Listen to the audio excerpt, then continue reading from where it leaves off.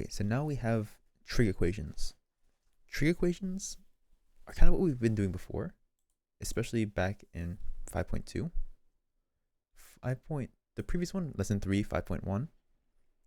This relationship is a bit different, where in trig equations we just have one big one. So in the future we will see kind of advanced trig equations, like maybe not in this video, but maybe in the next one or in two more. You might see like, 3 plus 2 sine theta over 3 equals 5. How do we solve this? However, for now, we want to break this down one by one, add step by step. So the first step is actually quite simple. It just makes it look a bit different, where we add operations onto our trig function. We want to keep it pretty simple. So with sine theta, this is a unit. Sine theta is a unit. We're keeping that together. If we add stuff onto it, let's say if you have 3 sine theta equals 1. If I had sine theta equals 1, I could solve for that, because 1 is in my bounds. I can solve for it like normal. But now I have this 3. How I get rid of this 3 is I must divide by 3. And I get sine theta equals 1/3. So solving this process, solving for trig functions, solving theta is just get theta by itself as much as possible. We learned how to get rid of the sine. We learned how to get rid of trig functions. We know how to get rid of 3, because in algebra, if you have 3x equals 1, if you divide by 3, x is now by itself. So that what I mean by it's like one unit is still together. To get rid of the sine, we need the whole inverse stuff. So you treat it just like an x and get rid of everything else outside of it. So we'll do some simple ones. We'll get to this point, but I think we are comfortable solving from this point. If not, please look back at previous videos. And later on, we'll do some more advanced ones. But for now, I'm going to leave it off at this point. But you must finish complete solving for the test. So some other ones is, let's say I have 7 plus 2 secant theta equals 1. To get secant theta by itself, I need to get rid of everything as like from furthest to closest. That's the process we do. Furthest away is 7. So minus 7, 2 secant theta equals negative 6. Now we divide by 2. Secant theta equals negative 3. And a quick little recap, how to get rid of secant. We first convert it into 1 over cosine. Then we flip everything. Cosine theta equals negative 1/3. And I'm going to leave it here, but you can finish solving out. So we see we just treat it just like a singular unit. And this process goes further into this next bit. Since the video is short, I will add this next bit onto it, where treating it like x is useful for when we now have this stuff. If I have, let's say, sine squared of theta equals 1 over 4. This one we will actually solve. This expression right here, when we have exponents onto our trig function, we tuck it in right here. Because if we write it on the outside, like at the end like normal, it's a bit confusing, it's a bit ambiguous. Am I doing sine theta squared? Am I squaring the whole thing? Or am I just squaring theta? To make it less ambiguous, we actually tuck it in right here. So this is equal to sine theta, the entire thing being squared. Just like before, to get rid of a square, you want to get rid of the square.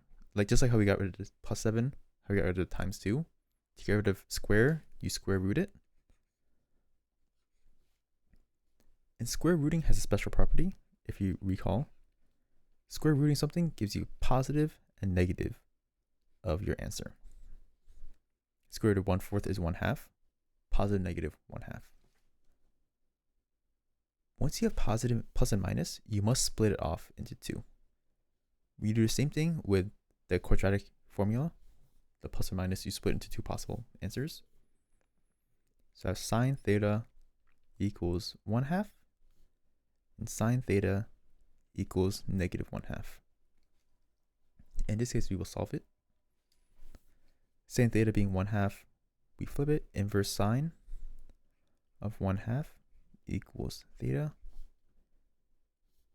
Doing one at a time, we have quadrant 1 and quadrant 2. 0.5 in radians. Inverse sine 0.524. Theta equals 0.524. In quadrant 1, I'm all set, 0.524. And in quadrant 2, I must do pi minus my theta. So pi minus 0.524 will give me, I should know this by now, pi minus this value, 2.618.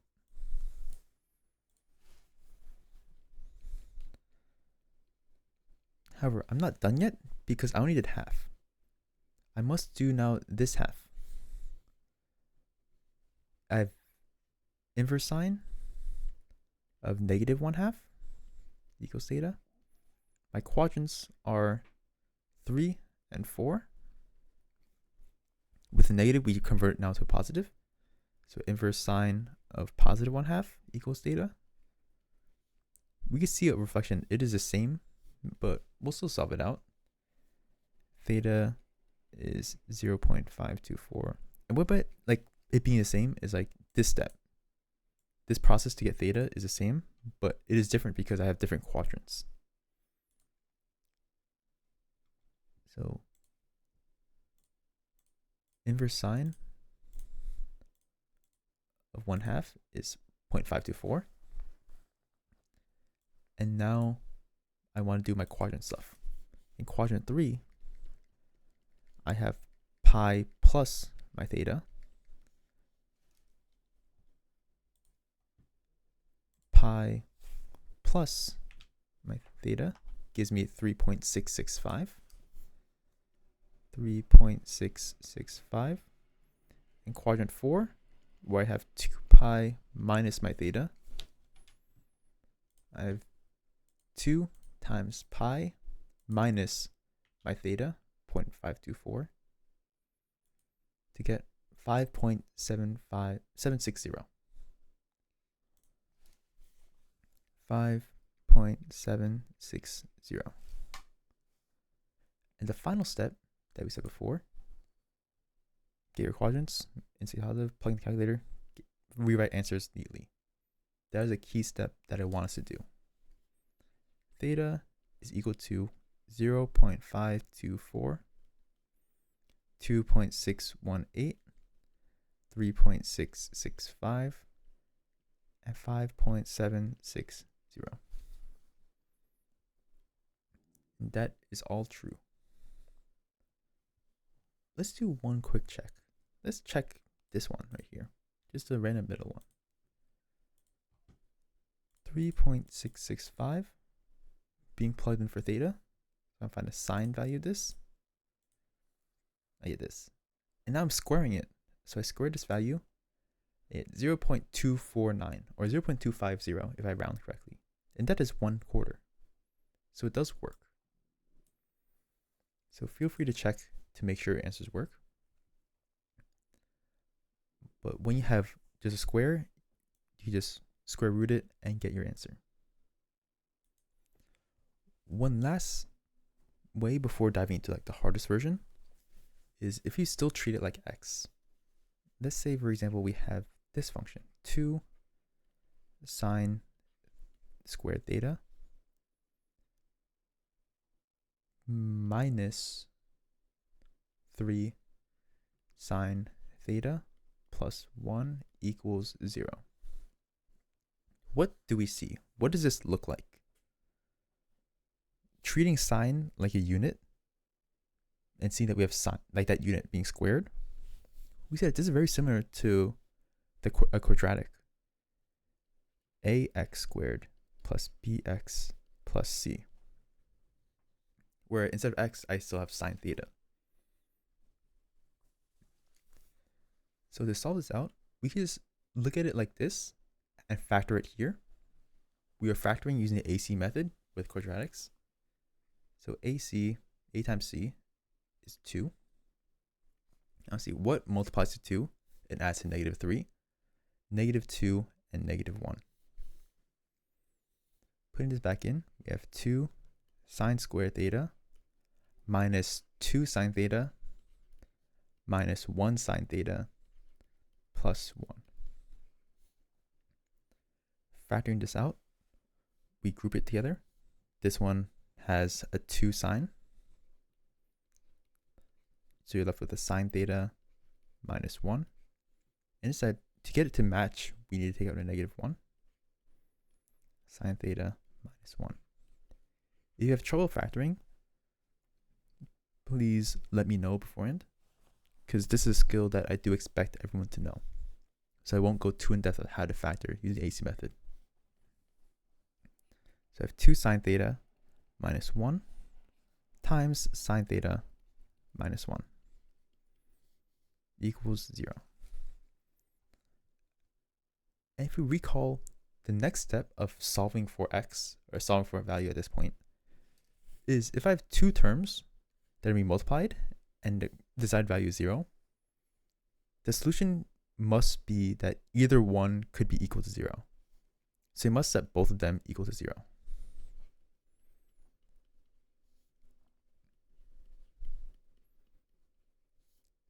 Solve it out, just like before, up here, where we just have a trig function in an equation. We want to get that trig function by itself. Plus 1, 2 sine theta equals 1, divided by 2, sine theta equals 1/2. Now this one, plus 1, sine theta equals 1. Please finish solving this out. You will have 3 unique solutions. So like before, this is stuff that I believe we already know how to do. I did this one because this one is a bit tricky. Like there's something slightly new about this. But in this case, there's nothing really new about this type of problem. We're able to solve this one out. And we're able to solve this one out. So if you want to finish this problem, feel free to do so. You will have 3 unique solutions. To check your answer, you could plug it back in here. I would recommend writing this out with your check and not doing it all at once in your calculator. I know some of us get into the habit of putting everything in one line in your calculator and pressing enter and seeing if that gives us an answer. But that is a bit tricky to do and it's easy to mess up. So I would recommend plugging this in and trying it out, like writing it out like 2 times and plug in sine theta. Well, do sine theta and square it and multiply by 2 and then minus 3 times that value. So take a bit slow on your checks. Make sure you're thorough with it, because if you're wrong with your check, you will just confuse yourself a lot. So in this lesson, we covered very basic. We're just adding on operations onto my trig functions. We're adding and subtracting it. And we're also squaring it. So the first 3 are kind of intertwined together. The next one was a bit tricky, where we now can see it as a quadratic. So this is solving it with operations outside of the trig function. Next up is what if it's not just theta inside a trig function? And this is where it gets more complicated. But for now, we have this. If you want more practice, feel free to look up practice or let me know. I could send over. And we have a lot of homeworks that are not fully complete. So please do those problems and look back at the answer key to check your answers beforehand, before doing every single time, because you will soon face problems with 4, 5, 6 different answers. And what I could recommend is plug in the first answer you find into the original one, check it.